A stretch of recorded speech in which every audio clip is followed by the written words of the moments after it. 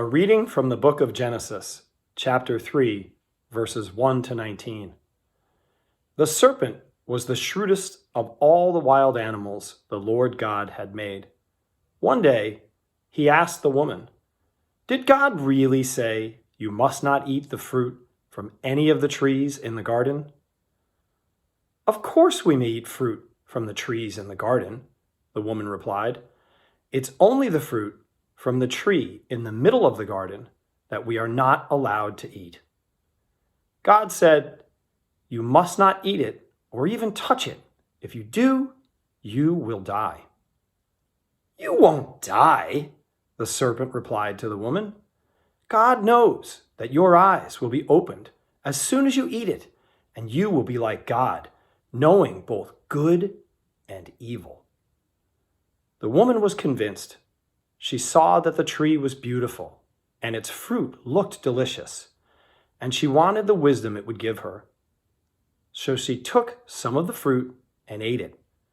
Then she gave some to her husband, who was with her, and he ate it too.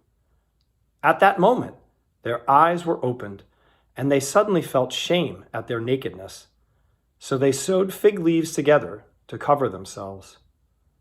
When the cool evening breezes were blowing, the man and his wife heard the Lord God walking about in the garden.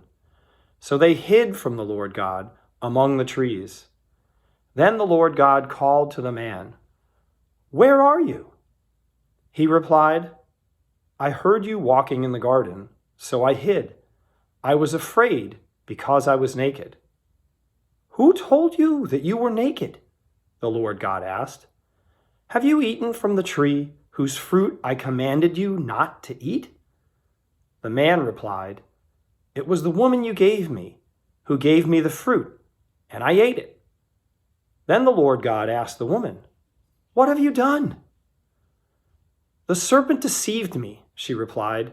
"That's why I ate it."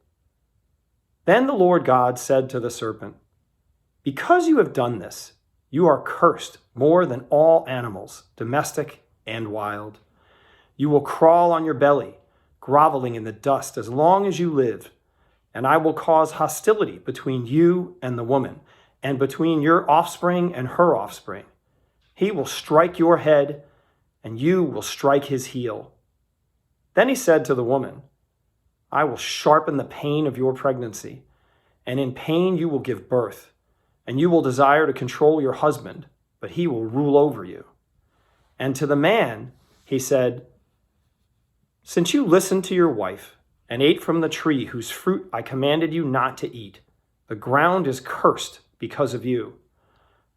All your life you will struggle to scratch a living from it. It will grow thorns and thistles for you, though you will eat of its grains.